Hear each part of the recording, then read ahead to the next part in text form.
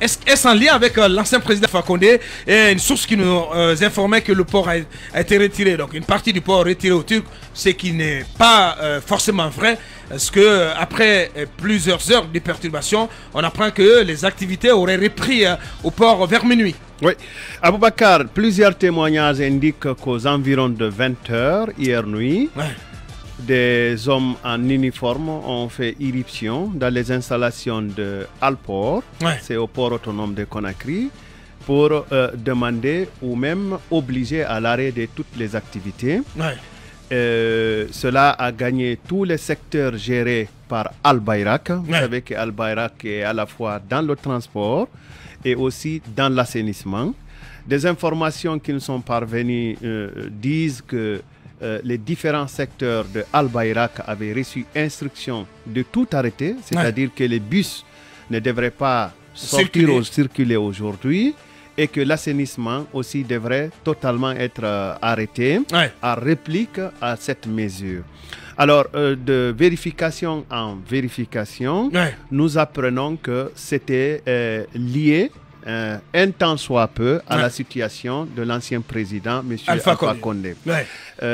Nous avons appris des sources fiables que le retour de M. Alpha Condé avait été mis sur la table et que Al-Bayrak, donc je parle des sources que nous avons eues, en tout cas à travers la direction générale de Al-Bayrak au niveau de la Turquie, estime que la direction de Al-Bayrak en Turquie n'est pas liée à la politique exercée par le gouvernement turc. Donc c'est une entreprise privée et ce message a dû sonner plusieurs fois dans les oreilles de certains acteurs de l'administration guinéenne pour que une sorte de consensus, de compréhension puisse émerger très tard la nuit. Parce qu'il y a eu beaucoup de tractations par la suite. Et il paraît que tard la nuit, je pourrais même dire vers le matin, il y a eu des accords comme quoi les activités de Alport devraient continuer et tous les autres secteurs auraient reçu instruction de reprendre totalement les activités et que certains dirigeants de Alport de Conakry devraient se mettre à disposition pour des éventuelles futures discussions pour que la question soit aplanie. Alors, le petit commentaire que j'amènerai, peut-être que c'est de faire un rapprochement entre l'article de Jeune Afrique qui a parlé de Alpha Condé et de quelle manière il a chuté et de comment il vit en Turquie, signé de son ami de toujours, M. François Soudan. Et il est aussi, j'ai aussi essayé de mettre un lien avec la photo de M. Alpha Condé, photo d'un malade alité qui a circulé. Et à partir du moment où j'avais consulté cette photo la semaine dernière, je me suis dit qu'il devrait y avoir un problème, un petit souci, parce qu'une photo d'un tel hôpital sécurisé ne pourrait fuiter qu'en accord avec les partis. Bref, si une source, en tout cas qui est proche de l'administration guinéenne, m'a dit qu'elle n'était pas sûre que le problème de Alport soit lié à l'affaire Alpha Condé, mais que cette source était quand même sûre que comme le bulletin de Alpha Condé indique qu'il pourrait regagner la Guinée, il est nécessaire qu'il regagne la Guinée. Bien, donc c'est ce qu'exigent les autorités de la transition. Talibé, vous avez pu glaner aussi des informations sur cette affaire. Oui, des sources concordantes, comme il le dit, indiquent que tout est parti de l'article de Jeune Afrique.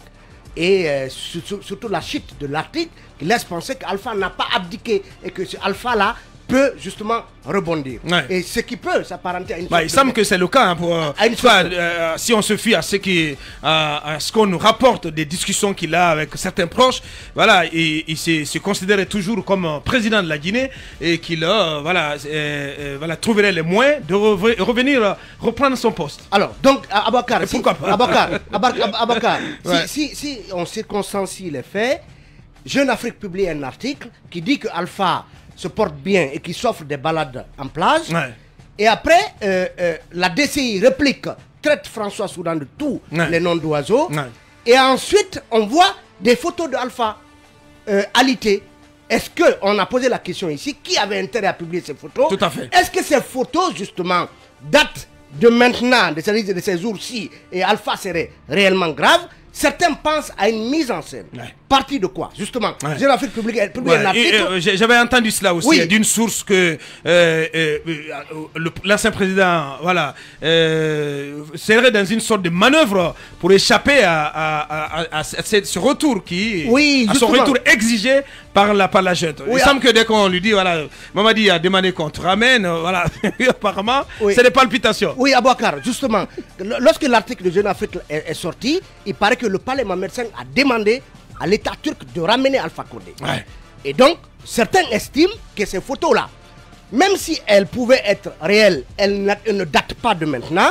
Donc, peut-être pour dissuader Conakry, on publie ces photos pour montrer que, contrairement à ce que dit Jeune Afrique, Alpha est bel et bien malade. La preuve, le voilà en situation d'hospitalisation. Donc, certains estiment que quelques heures, la junte y a crié. Et par la suite, quand la junte a fait des vérifications, a procédé à ces vérifications, elle s'est rendue compte que c'était quelque chose de pas récent. Et donc, elle a persisté à demander qu'Alpha soit ramené. C'est le même scénario qu'à Abu Dhabi.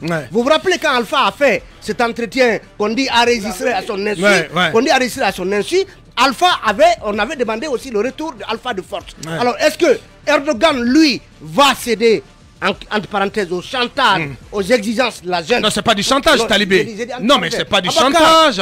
Mais s'il y a un accord préalable en amont, s'il y a un accord au moment où la junte a accepté que Alpha Condé parte du côté de la Turquie, c'est que bel et bien en amont, il y a une entente.